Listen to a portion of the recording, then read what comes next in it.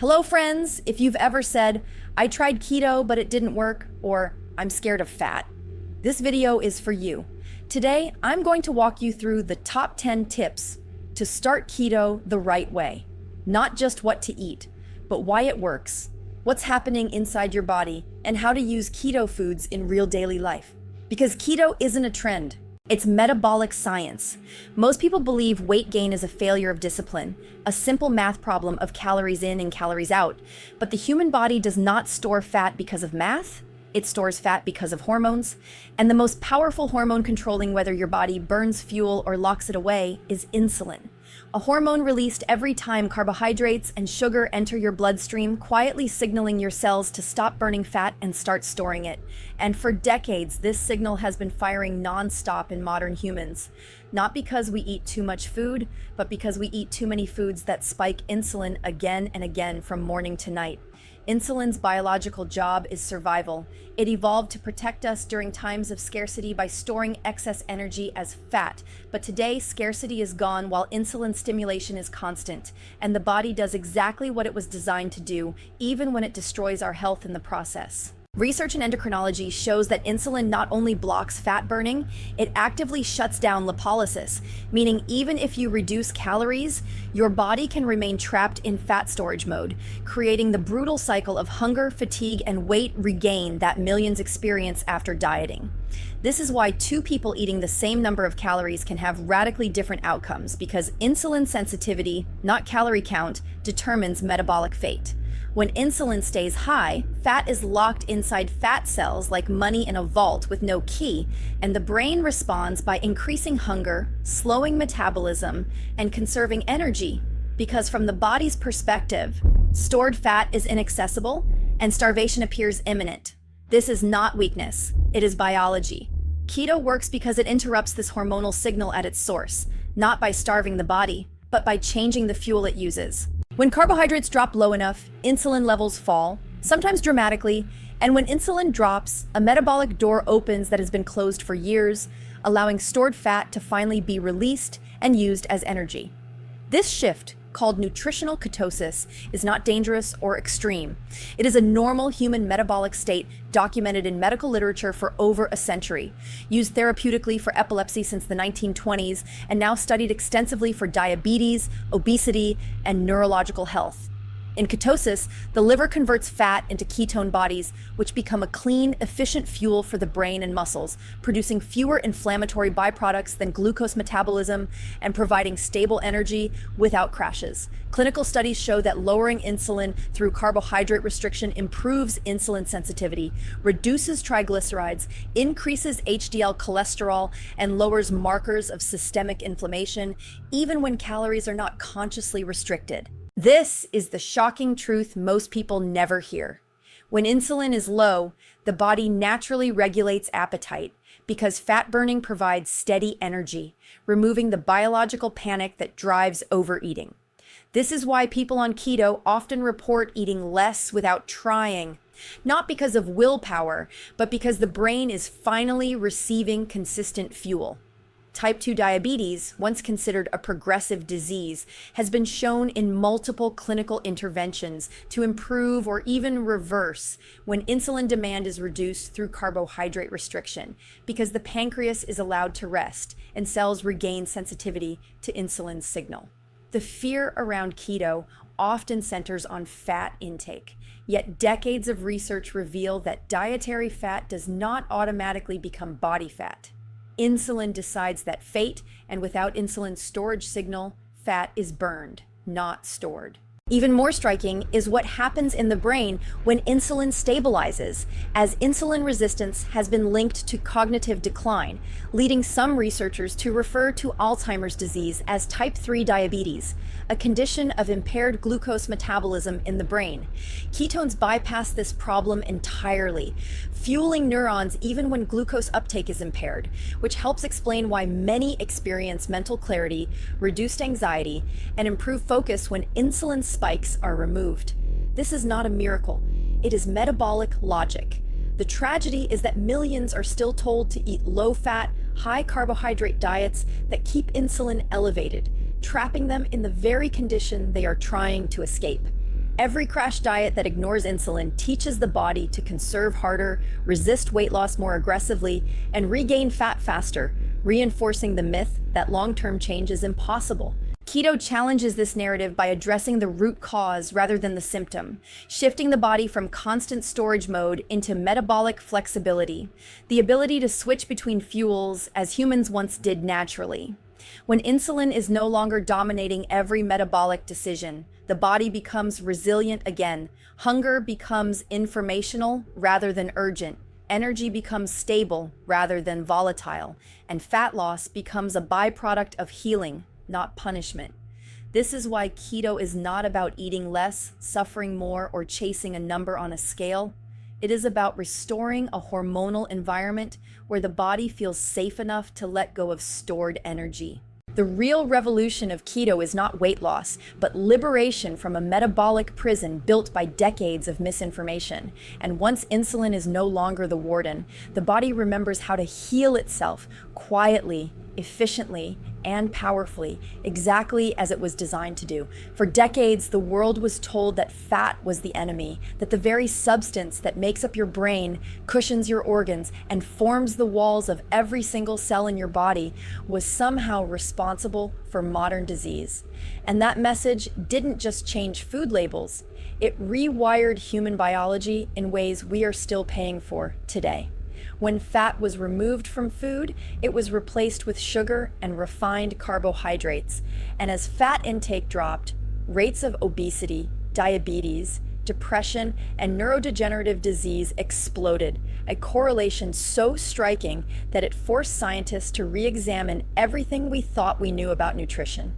The human brain is nearly 60% fat by dry weight, and every electrical signal that becomes a thought, a memory, or an emotion depends on fatty acids forming stable cell membranes. Yet millions are running their brains on glucose spikes that rise and crash multiple times a day, creating inflammation, oxidative stress, and chemical instability at the cellular level. Research in neuroscience shows that diets rich in healthy fats support synaptic plasticity, the brain's ability to learn and adapt, while low-fat, high-sugar diets impair memory and accelerate cognitive decline, especially as insulin resistance increases with age. Keto flips this equation by providing the brain with ketones, a fuel source that produces more energy per unit of oxygen than glucose and generates fewer reactive oxygen species, meaning less cellular damage over time. This is not theory. Brain imaging studies show increased metabolic efficiency when ketones are present, particularly in regions associated with focus, mood regulation, and executive function. The fear of fat ignored a critical biological truth. Dietary fat does not automatically become body fat. Fat storage is hormonally regulated, and when insulin is low, fats are burned for energy, incorporated into cell structures, and used to produce hormones that regulate everything from mood to immune response.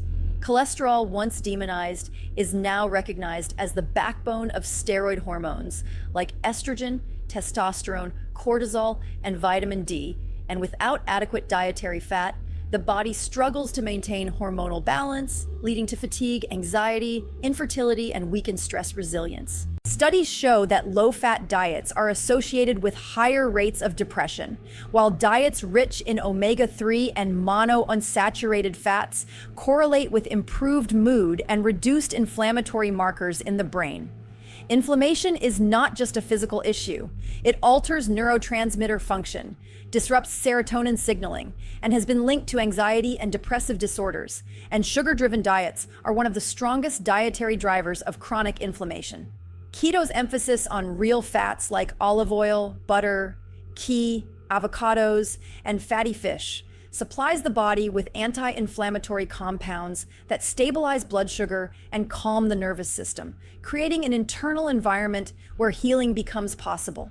When blood sugar stops spiking, cortisol stops surging, and the brain exits survival mode, allowing higher cognitive functions to come back online. This is why so many people report mental clarity on keto not as a placebo, but as a physiological response to steady energy delivery to neurons. Ketones cross the blood-brain barrier easily and fuel mitochondria directly, bypassing insulin-dependent pathways that fail in insulin resistance, which explains why ketogenic diets are being actively studied for Alzheimer's disease, Parkinson's disease, and traumatic brain injury. Long before keto was popular, neurologists used high-fat ketogenic diets to treat drug-resistant epilepsy, reducing seizures by up to 50% or more, a result so powerful it could not be ignored. And this effect was later linked to ketones' ability to stabilize neuronal firing and reduce excitotoxicity in the brain. Healthy fats also play a critical role in gut health, and the gut-brain connection is now recognized as one of the strongest influences on mental well-being. The gut lining is built from fatty compounds, and diets deficient in fat weaken this barrier, increasing intestinal permeability, allowing inflammatory molecules to enter the bloodstream and trigger immune responses that reach the brain. Keto-style diets rich in fats and low in processed carbohydrates reduce gut inflammation, improve microbiome diversity, and decrease endotoxin exposure, which has been directly linked to improved mood and cognitive performance. On a cellular level, fats provide the raw materials for repairing damaged membranes, and damaged membranes mean impaired communication, whether in muscles, organs, or the brain itself. Aging is not just the passage of time, it is the accumulation of cellular damage, and fat-soluble antioxidants found in real foods work synergistically with dietary fat to protect cells from oxidative stress. Even more controversial is the role of saturated fat, long blamed for heart disease, yet large meta-analyses have failed to show a clear link between saturated fat intake and cardiovascular mortality, while insulin resistance and chronic inflammation remain the strongest predictors of heart disease.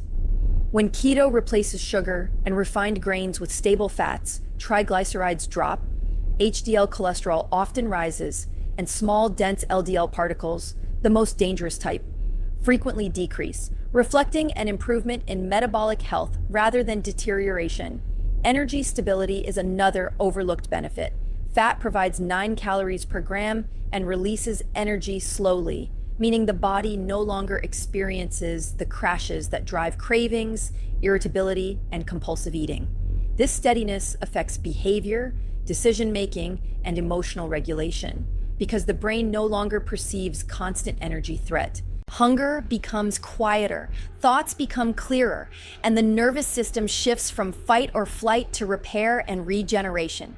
The most shocking truth is that humans evolved primarily on fat and protein for hundreds of thousands of years, with carbohydrates available only seasonally, and our physiology still reflects that evolutionary blueprint.